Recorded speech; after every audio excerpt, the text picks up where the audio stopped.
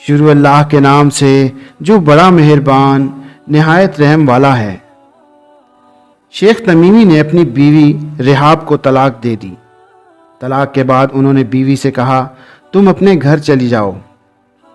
بیوی بولی میں ہرگز گھر نہیں جاؤں گی، اب اس گھر سے میری لاش ہی نکلے گی۔ شیخ تمیمی بولے میں تمہیں طلاق دے چکا ہوں، اب مجھے تمہاری کوئی حاجت نہیں، چلی جاؤ میرے گھر سے۔ بیوی بولی میں نہیں جاؤں گی، آپ مجھے گھر سے ہرگز نہیں نکال سکتے جب تک کہ میں اپنی عدت پوری نہ کر لوں، تب تک میرا خرچ بھی آپ کے ذمے ہے۔ شیخ تمیمی بولے یہ تو ڈھٹائی ہے، جسارت ہے، بے شرمی ہے۔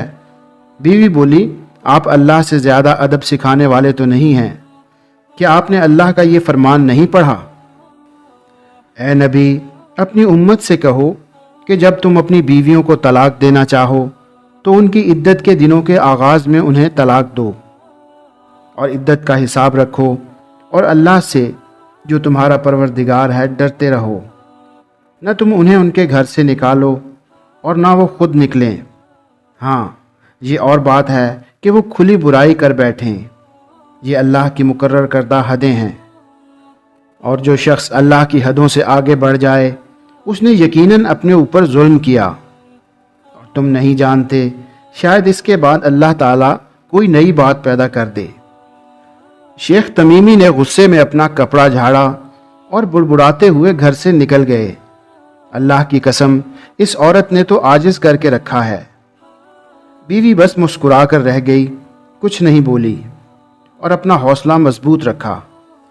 اب جان بوجھ کر بیوی نے روزانہ کا یہ معمول بنایا کہ کمرے میں روز فریشنر سے سپرے کرتی، آخر میں خود بھی سجتی سنورتی، خوشبو لگاتی اور گھر کے اندر شیخ تمیمی کے آنے جانے کے راستے میں بیٹھ جاتی۔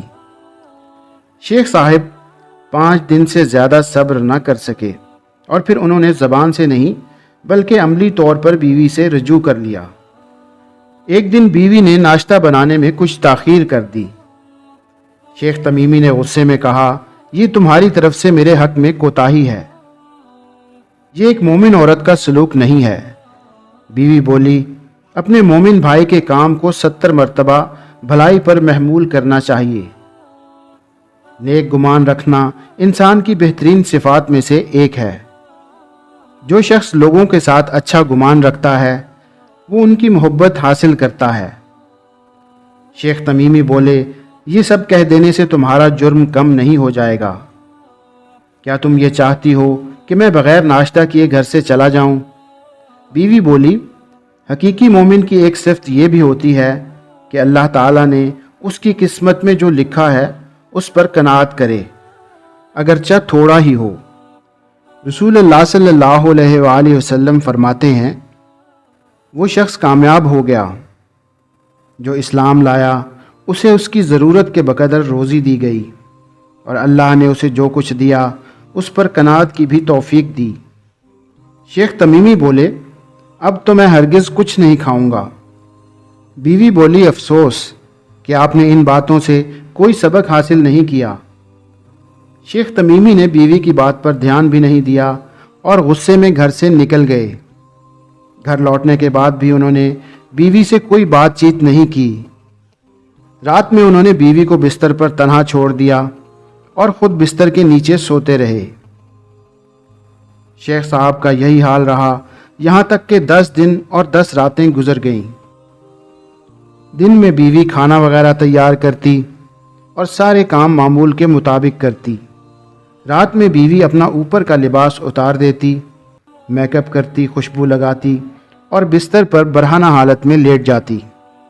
جان بوجھ کر شوہر سے کوئی بات چیت نہ کرتی۔ 11ویں رات پہلے تو شیخ تمیمی معمول کے مطابق بستر کے نیچے لیٹ گئے، لیکن پھر تھوڑی ہی دیر میں بستر کے اوپر آ گئے۔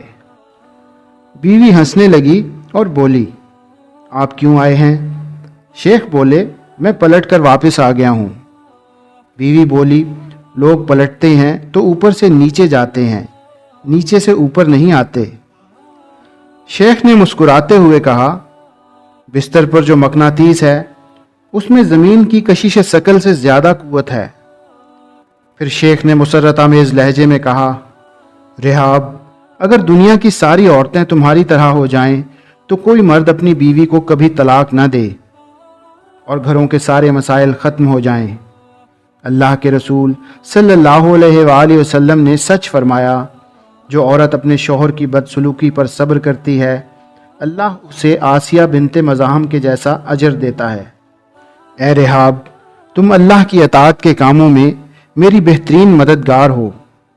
اللہ تمہیں میری طرف سے جزائے خیر دے اور کبھی ہمیں جدا نہ کرے۔ اس طرح سنجیدگی غصے پر غالب آ جاتی ہے۔ اس پیغام کو نشر کر کے خانگی بیداری میں آپ بھی حصہ لیجئے۔ تو سامعین، جیسا کہ آپ نے دیکھا کہ رحاب کے اندر معاشرتی امور میں جذبات کے صحیح استعمال کا ہنر موجود تھا۔